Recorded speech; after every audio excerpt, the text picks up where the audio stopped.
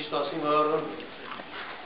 Bueno, gaur hemen bildu garenak Azpeitiren talde eta elkartide desberdinetan lan nahi gehan, edo aritu garen herritarrak geha, eta ez dugu eskutauko. Azpeitiren bizideun egoera politiko nahasilekin kezkauta gaude. Azpeitiren gertauden udal gobernu aldaketa egin kezkauta. Gure ustez, herri mugimendua ezinbesteko da erabakigunetan, eta azken urtebetien udalan aldetik herri mugimenduai aitortza justua egiten hasi zitzaiola iruditzen zaigu. Dagokion errekonozimendua eta garrantzia ematen hasia zitzaiola. Izan udalak herri ekimenak bultzatu eta txalotu egin beharko lituzke apustu ordez. Herri bizi eta parte hartzaileak behar duen bezala. Hala, norabide horretan eman daitezkeen atzerapausuen aurrean zera esan nahi dugu. Bat, herri bat ez da udaletik bakarrik eraikitzen. Udalak badu ezinbesteko funtzioa noski. Baina udalak gain, egunerokoan lanean ari den norbanako elkarte, talde eta mugimenduen ekarpena ezinbestekoa da. Herritarren artean antolatutako mugimendurik gabe, herria hildare goke. Zer litzateke Azpeitia kultur talderik gabe, euskalgintzari gabe, emakume mugimendurik gabe, kirol talderik gabe, eta ezein kolore izan da, herri honen alde lanean ari den bilgune hori gabe. Zer litzateke Azpeitia lau urtean behin botoa emateaz gain, herri honen alde egunerokoan lanean ari den norbanako hori gabe, ezinbesteko ekarpena aitortzea beharrezkoa da.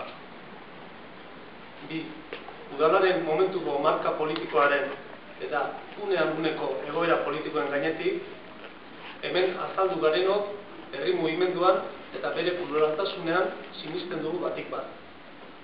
Alegia, guretzat herri mugimendua ezinbesteko tresna da herri hau sektore guztietan garatzeko eta hobetzeko. Herri mugimendua beharrezkoa da Azpeitia bizitzen eta aberasten joateko. 3.